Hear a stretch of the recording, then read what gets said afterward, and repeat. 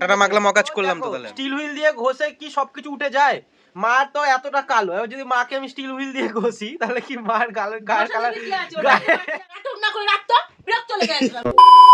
আমরা কেমন না বর্তমান সময়টাকে এনজয় করতে পারি না, নয় আগের কথা ভেবে ডিপ্রেশনে চলে যাই, নয়তো পরের কি হবে সেটা ভাবি। কেন বলছি? এই যে দুদিন ধরে বৃষ্টি হচ্ছে, আমাদের একদম ভালো লাগছে না, অথচ এক সপ্তাহ আগে এই বৃষ্টিটার জন্যই কিন্তু আমরা অপেক্ষায় ছিলাম যে কবে বৃষ্টি হবে, একটু স্বস্তি হবে গরমটা থেকে। আবার কালকে ধরো বৃষ্টি কমে যাবে, আবার গরম শুরু হবে পরশুদিন থেকে, আবার ভাববো কবে বৃষ্টি হবে। আবার শীতকাল আসবে, তখন ভাববো কবে গরমকাল আসবে। আবার গরমকাল যখন আসবে তখন ভাববো যে আবার কবে একটু ঠান্ডা আসবে, একটু বৃষ্টি হবে। আরে বর্তমান সময়টাকে এনজয় করতে হবে না? হ্যালো, আমি কুনাল, তোমরা দেখছো কুনাল পাত্র ব্লগস। অনেক আড্ডা মজা আজকেও হবে, চলো ব্লগটা শুরু করা যাক। উত্তেজনা ভরা দিন, সবার সাথে ভাগ করে মেসেজ দিল মোবাইল, জীবন চলছে রঙিন পথে। কুনালের লাইফ দেখো এত স্টাইল, ইউটিউবে লাইভ লগিং এর ফাইল।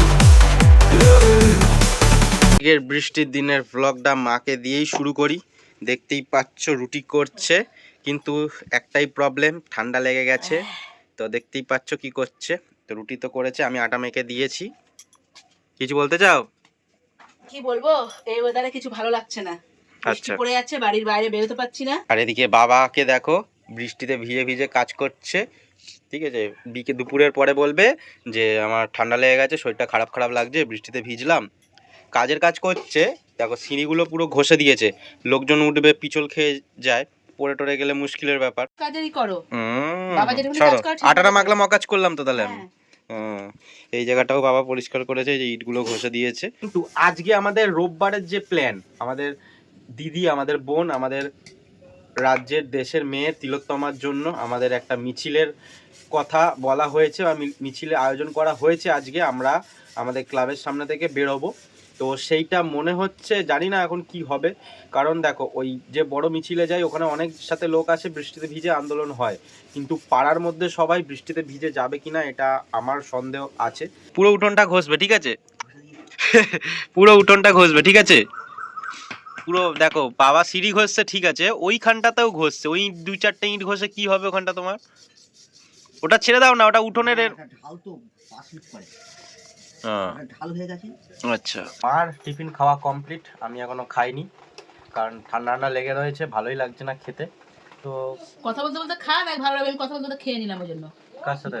তোর সাথে এটা ওটা গল্প করছিলাম। যাই হোক, একটা জিনিস তার আগে বলি, ঠিক আছে? এক্ষুনি একটা ঝামেলার মতন হয়ে গেল। আমাদের টিভিটায় কি একটা চালাচ্ছে, আওয়াজ হচ্ছে স করে, মানে জল টল ঢুকে গেছে না কি জানি না, বলছে চলে এসছে, মানে টিভি চলছে অথচ আওয়াজ হচ্ছে। সে আওয়াজ দেখার কোনো প্রশ্ন নেই, চলছে টিভি তো চলুককে, মানে একবার খারাপ হয়ে যাবে, এবার বন্ধ থাকুক, তারপরে এবার যতক্ষণ আবার মিস্ত্রি আসবে বা কিছু, তত বন্ধ রাখো। সস করে আওয়াজ হচ্ছে, কি করে জল ঢোকে বলছিস? জলটা ঢুকবে কি করে টিভির মধ্যে? আরে উপর থেকে পড়তেই পারে না, টালি রসে ওখানটা দিয়ে পড়ে। বাবা আগের দিন ওইসব উঠেছিল, ওখানটাতে প্যাকেট দিচ্ছিল, টালি ফাটিয়ে রেখেছে নাকি কে জানে। কি বলবে সেটা তো আমি জানি না। বাবার নামে এক্ষুনি বাবা তো তেলে বেগুনে চলে যাবে। আচ্ছা, আমার নামে নিন্দা হচ্ছে। তো এই দেখো আসছে বাবা, যাচ্ছে বাবা, চা বানাচ্ছে বাবা, খাচ্ছি আমরা। আজকে ইচ্ছা হচ্ছে এই ওয়েদারে ঠান্ডা। তো দেখো মা মোটামুটি প্রায় 3-4 মাস বাদে মনে হয় চা খাচ্ছ। দুধ চা না না, আমি কইছি অপছন্দ করতে না, খেয়েছিলে একবার, অনেকদিন আগে একবার একটুখানি খেয়েছিলে। আরে বাবা খায় মাঝে মধ্যে, একবার খেয়েছিল সে অনেক দিন আগে, 3-4 মাস, সেই জন্যই বললাম 3-4 মাস বাদে একদিন খেয়েছিলাম। তাও বলেছে দেখ হাফ কাপ বলেছো, কতটা দিয়েছে? পুরো ভর্তি কাপ দিয়েছে। তা কি আচ্ছা হাফ কাপ দিয়েছি কিনা দেখবে তো?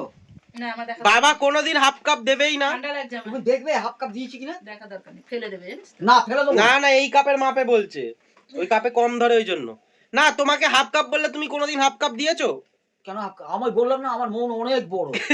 তো এখন বাজে কিন্তু 12:17 আর আমরা এখন চা খাচ্ছি, মাও চা খাচ্ছে। বাসন মাজছিলাম, বাবা চা খেয়ে খেয়ে রেখে দিয়েছে। হ্যাঁ, এতগুলো চায়ের কাপ মাজলাম, গ্লাসটায় চা ছেঁকে পুরো ভেতরটা কেমন কালার হয়ে গেছে। স্টিল হুইল দিয়ে চেপে চেপে মাজলাম আমি। তুমি আয়নায় মুখটা করে দিন দেখে। কি হয়েছে? স্টিল হুইল দিয়ে কেন মাজছো? না তুই তো আবার বললি তোমার গাটা স্টিল তোমার হয়ে আয়নায়- না না তুমি স্টিল হুইল দিয়ে কেন গ্লাস মারছো? আরে উঠে গেল ওগুলো ডলে ডলে। ওই কালোটা হ্যাঁ ওই দেখো। আমি বলি কি মানে ভাবো দেখো স্টিল হুইল দিয়ে ঘষে কি সবকিছু উঠে যায়?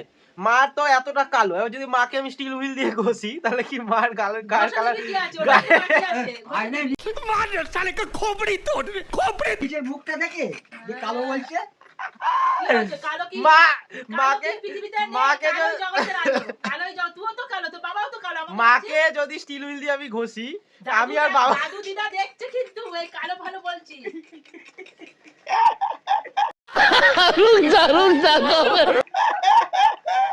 দাদু দিদা দেখছে। আমি আর বাবা দুজন মিলে যদি মাকে স্টিল হুইল দিয়ে ঘষি মা কি ফর্সা হবে? তোমরা কমেন্ট করে যা। না না আটা মেখে থাকবো তোদের সামনে, তাহলে ফসা হয়ে যাবো। বলো আটা মেখে থাকলে ভালো হবে না? বলো একটা কথা জানো তো, বয়স্কদের একটা কথা আছে, ধোয়ালে কয়লা না চায় ময়লা। তুইও তেমন। এই চাপ পড়বে দেখো হাজিরা মো মারছে ঘরে বসে বসে নাটক না করে রাখতো, বিরক্ত লেগে গেছে আমার ফোনটা। এইবার চলকে চলকে কেমন চাটা পড়ছে। এইবার আর নিতে পারছে না জানো তো, এবার আর নিতে পারছে না, অনেকক্ষণ হয়ে গেছে তো এইবার আর নিতে পারছে ভালো না। লাগছে না, আমার বিরক্ত লাগছে। মা বলছিল কিন্তু আমি অতটা গুরুত্ব দিইনি। আমাদের বাগানে খালি দেখো যে কতটা পরিমাণ জল জমেছে, ঠিক আছে দাঁড়াও তোমাদের দেখাচ্ছি আমি। ওরে বাবারে, বাবারে কত দূর জল চলে এসছে। এই দেখো জল জমে রয়েছে। না না মজা করলাম, এইবার তোমাদের জলটা দেখাচ্ছি চলো। এই দেখো, যেমন বাড়ির পাশে যদি ধরো পুকুর থাকে, পুকুরের শুরু হচ্ছে বা পুকুরের শেষ, মাটি থেকে পুকুরটা নামছে, মনে হচ্ছে না ওরকম ব্যাপার? তো দেখো শুধু কিন্তু এই জায়গাটা যে জল জমে রয়েছে এরকম ভেবো না, কিন্তু এই যে দূরে যতটা ফাঁকা জায়গা দেখতে পাচ্ছ, এই যে এই কলা গাছগুলোর পেছন দিক আর ওই যে দূরে কলা গাছগুলো দেখতে পাচ্ছ ওইখানে সব জল, পুরো জল। ওইদিকে এক হাঁটু করে জল হবে, এইখানটায় তো কম, এখানটায় অল্প হবে। গঙ্গার ঘাটে এসে হঠাৎই দেখলাম সুইগি ব্লিঙ্কিটে লোকজন দেখি মাছ ধরছে।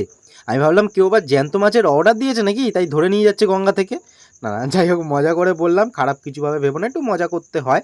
তো দূরে তাকাতেই দেখলাম কি যেন একখানা উঠছে, তারপরেই দেখলাম গঙ্গার ডলফিন।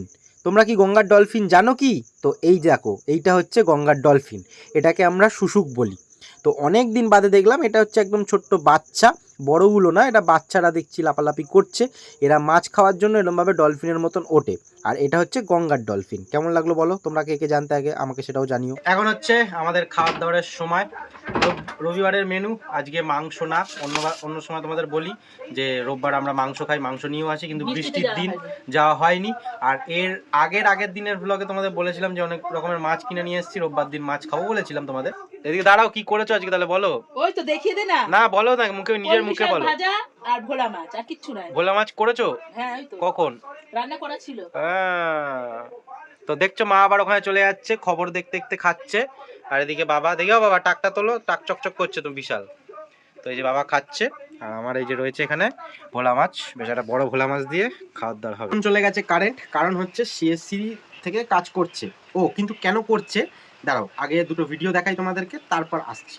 কাল যেহেতু শনিবার ছিল, বড় ঠাকুরের পুজো হচ্ছিল, কাকিমারা হঠাৎই আমাকে ডেকে পাঠালো, বলল দেখ এরকম হচ্ছে, ফ্ল্যাশ হচ্ছে।